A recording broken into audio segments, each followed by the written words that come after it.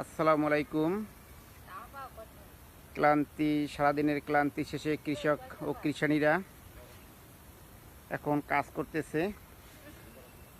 আমাদের এখানে দেখুন জমি থেকে খড় তুলতেছে, সারাদিন কাজ করছে তারা, ধান কাটছে। এই যে যে ধানগুলো কাটছে সে ধানগুলো আমি দেখাইতেছি।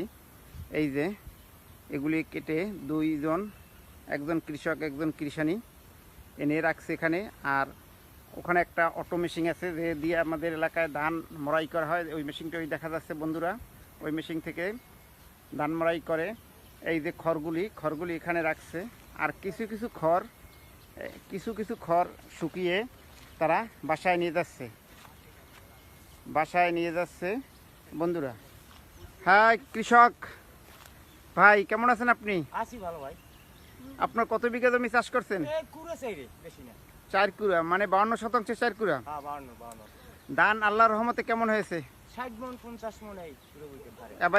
এভারেজে ধরেন 50। 50। আপনার অনুভূতি কেমন? মোটামুটি ভালো। হ্যাঁ দিদি, তোমার অনুভূতি কেমন? ভালো।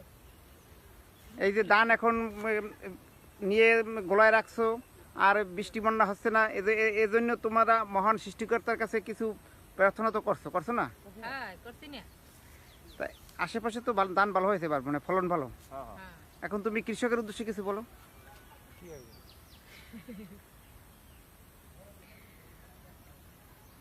কৃষক একটু লজ্জা পাচ্ছে, কি বলবো, হয়তো অনেক দিন এদের সাথে কথা হচ্ছে না, হয়তো কথা বলার মতো তাদের স্কোপ নাই। সারাদিন ক্লান্তির এই করেছে। দেখুন কি আল্লাহর রহমতে এবার আমাদের প্রচুর পরিমাণ শস্য দিয়েছে মহান আল্লাহ তাআলা। আমি আপনাদের দেখাচ্ছি বন্ধুরা, দেখুন কি পরিমাণ শস্য দিয়েছে, যে একমাত্র আল্লাহ তাআলার এই নিয়ামত। এই শস্যগুলি আমাদের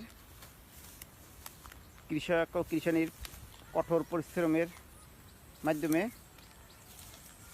উৎপাদন হয়েছে। এখন আল্লাহ তাআলার ইচ্ছায় যদি কোনো প্রাকৃতিক দুর্যোগ না আসে, তাহলে এগুলি আমার প্রাণের কৃষক ও কৃষানীরা বাসায় নিয়ে গোলাজাত করে রাখবে। আমাদের দেশে বলা হয় গোলাজাত করে রাখবে।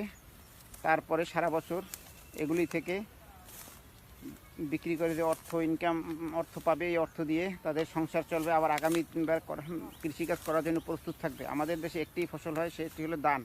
নিম্ন অঞ্চল বরিশালের এই ধানের ফসল প্রচুর পরিমাণ হয়। এক বিঘায় সর্বনিম্ন হলেও 50%, 52%, 50 মণ হয়। আপনাদের দেশে কী পরিমাণ ধান হয় জানাবেন বন্ধুরা। অসংখ্য ধন্যবাদ।